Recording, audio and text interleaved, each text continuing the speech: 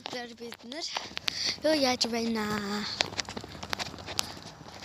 Юу яаж байна гэхээр дэлгүүр явах гэж байна. 2 удаа.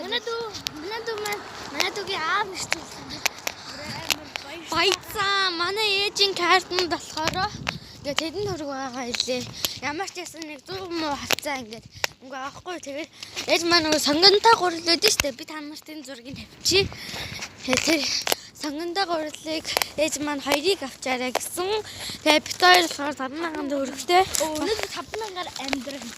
Тэгээ манай аав маань өгсөн байхгүй юу? Миний өхөө юм авч идээрэй гэж. Тэгээд Мишель гэдэг дэлгүүрлөө юу вэ? Тэгээд дараа нь болохоор оюу гэдэг дэлгүүрлөө. Өрсөн аваад өөр камератай нэг хойлоо нөгөө гэлөө тэр голын өчөөд хараад дагаагаас